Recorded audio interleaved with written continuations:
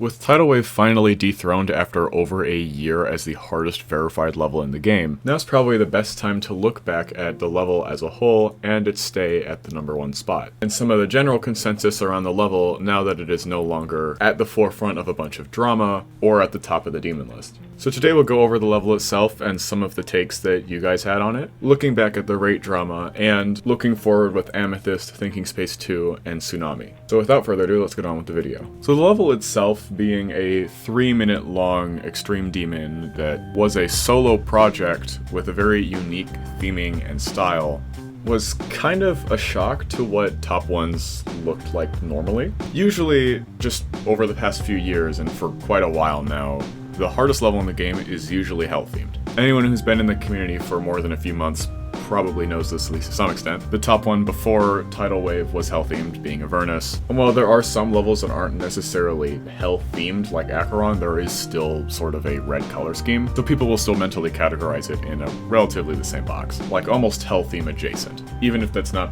really the point of the level at all. Before Tidal Wave, after, like, the Golden, I guess, most levels were either hell-themed / just red or whatever, or still tried to go for a darker theme if they were going to be top one. So at least to me, Tidal Wave felt like a very different vibe, which is something that I really appreciated, especially considering that it was a solo project, which is pretty interesting because other than Tidal Wave, I don't think we've had any solo project top ones in like the past decade, other than like Sonic Wave and Erebus kinda, neither of which are even in the top 150 hardest levels anymore. And at least to me, I found that Breath of Fresh Air really interesting, even if the decoration wasn't perfect, and the level could have certainly looked more polished if like 50 people worked on it. To me, it meant more as a symbol of the community's achievement, as like one decorator trying their absolute best with a very unique theming. It also seemed to be more accessible and a little more enjoyable than previous top ones, as it's 3 minutes long, meaning that the difficulty spread out more so that people who are with less skill than a top player could still play the level, explore it, and have some fun with getting some runs on the level. I personally do have a couple friends who are, like, their hardest is, like, low extended list range, who were genuinely enjoying just trying to get a few runs on the level, even if they knew they weren't ever going to be able to beat it. This is kind of like a very similar principle to the entire idea behind Every End, except Every End does it to the extreme by being like 7 minutes long. But it kind of brought back something that we saw with levels like Zodiac, in the sense that if you poured enough time into it, you could probably complete the level without having this insane amount of skill. It really was more dedication focused, as opposed to a lot of top ones previously, which were around a minute and a half long. Like, if I had to jump to a top 10, I would rather jump to a level that is less difficult in terms of its raw gameplay, but is much longer, as opposed to a very, very difficult 1 minute level. Because if I'm going to spend 8 squadrillion hours doing that, I would prefer to do the longer level. It's also still a cool level, even though it's not #1 anymore, which is also a big plus. I asked in a community post what you guys thought about Tidal Wave now that it was no longer top 1, and a lot of your responses were fairly positive towards the level. Amethyst feels like a polished mega collab, while Tidal Wave feels like a raw solo. Tidal is probably one of the best and original top ones we've had on a deco and vibe standpoint. A lot of people don't like Tidal Wave, but it was amazing to have an original 3-minute long masterpiece, then another generic hell level, probably one of the best top ones, can't wait to see what's next. I like that Amethyst was actually rated. God forbid we have another top 1 rating drama. This would be the 5th one, with the first one being Crimson Planet, the second being Fireworks / Arctis / Slaughterhouse, the third being the whole update argument with Acheron, and the 4th being Tidal Wave. Which I will say, unfortunately, we probably still will get a rate drama with Thinking Space 2.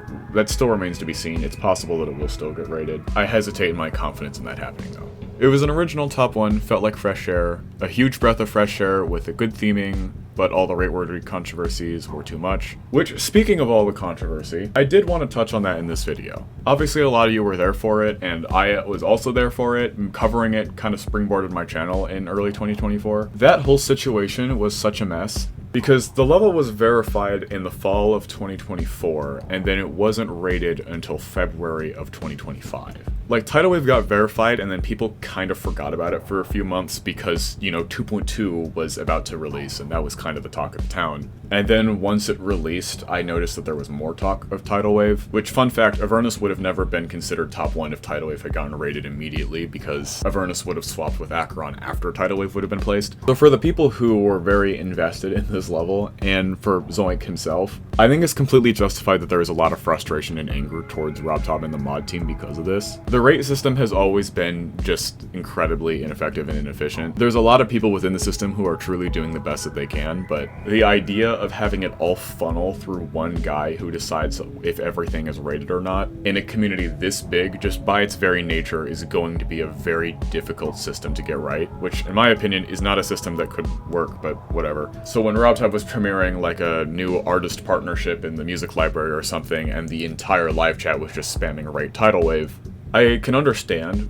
why people were doing that. Like, I think that reaction was justified, but it was definitely taken too far at times with some of the things that kind of go more into the harassment territory against RobTop and some of the mods. It was frustrating enough for RobTop to, at one point, he said something to the effect of, tidal wave will never get rated, and that just kind of like exploded the whole drama, until he eventually caved and just rated the level. In my mind, I think this whole drama just kind of like brings to the forefront the problems with the rate system in general, and the problems with sort of how the demon list is run. Not to say that this is the fault of the demon list mods in the slightest, like this had nothing to do with them, but just the idea that unrated levels can't be on the list does sort of set the community up to have a lot of rate drama, because the decisions of one dude kind of like shapes the entirety of how the demon list works, which is in a way why I appreciate levels like Grief that are being verified with clicks between frames, which is a mod, because the community standards should probably be diverting from the rate standards, because the rate system is pretty flawed and it shows no signs of changing anytime soon. With a mod team that seems especially resistant towards top play, I kind of take this drama as like the quintessential example of how relying on the rate system to filter through levels for the demon list can go wrong. Because at the end of the day, it is subject to the subjective opinions of a few people. It's not even necessarily malicious, it's just how the system is set up. Additionally, the level wasn't even rated until after Cherry Team had announced that they were going to make a remake of the level to see if that would get rated, called like Tidal Wave Infinity or something, which I've heard zero news about in like the year since. I have noticed Cherry Team, I don't know if this is 100% true, like maybe they are being worked on behind the scenes, but sometimes it kind of feels like they do the Netflix model where they start like 50 trillion projects and then only finish like a few of them that are more popular. But there's like little things like that that a lot of people have forgotten about that just sort of like add to how much of a clusterfuck this whole situation was. And the reason that I wanted to bring this all up again was, one, because it's kind of funny in retrospect, but also I think there's some lessons that can be learned from this. Like, one, and this is the one I think the community did take the most, is that harassing RobTop isn't always going to really help.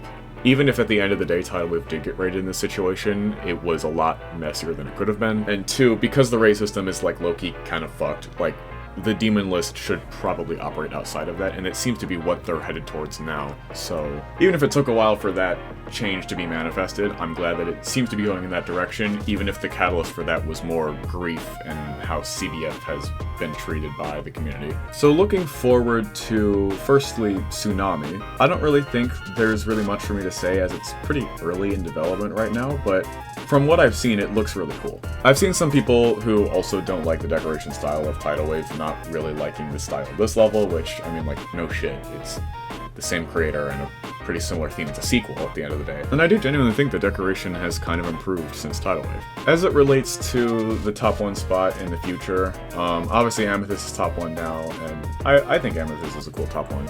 2 levels that aren't red in a row, by the way, which is kind of interesting. I feel pretty bad for Zoink in the sense that Thinking Space 2 is like just still not rated, even though he spent a lot of time on it, obviously, and even though I don't really care for the level that much, like, it should be rated. It's very much past the rate standards. Like, it's the same conversation that some people had with Tidal Wave, in that some people who really did not like the decoration style were talking about how it shouldn't be rated in the first place. Like, there's a big difference, at least for me, between I don't really like this level and this level isn't rate worthy. Like, that's kind of a dick move. Like, even though Thinking Space 2 has its issues, like, I'm pretty sure there's a CBF blocker in the level, which I'm really not a fan of. Like, it should definitely still be just rated.